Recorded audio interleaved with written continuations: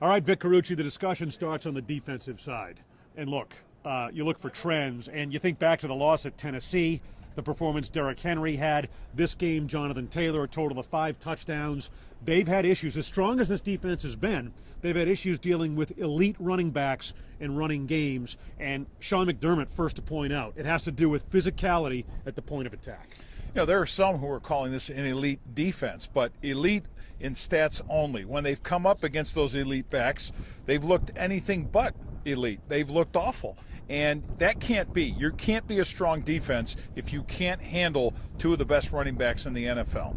You're talking about troubles on offense and again, these trends. Offensive line, a constant theme, a red flag, and quite frankly, Josh Allen, a red flag too.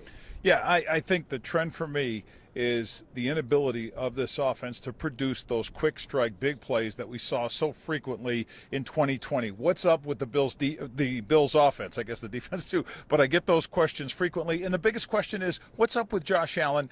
Besides the interceptions, he was just out of sync against the Colts, overthrowing, throwing wide. Yeah, he had some drops, but he just does not look like a quarterback ready to play the top-level game he should. Yeah, he's seeing some pressure due to the issues on the line, but I think some of what you're talking about is independent. Even without the he's pressure, not yeah. himself.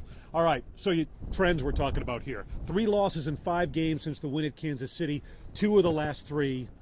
They're out of first place now in the AFC East. The complexion of the whole season, to me, is really starting to change. Yeah, I looked at the 4-game cluster, beginning with this Colts game and continuing through, as defining for this team's schedule. But after the loss to the Colts, I begin to wonder whether this thing could come off the rails as soon as Thursday night. Yeah, Thursday night. So a short turnaround, not a lot of time on the practice field for the Bills to get this stuff corrected. For Vic Carucci, I'm Adam Bonini, Channel 2 Sports.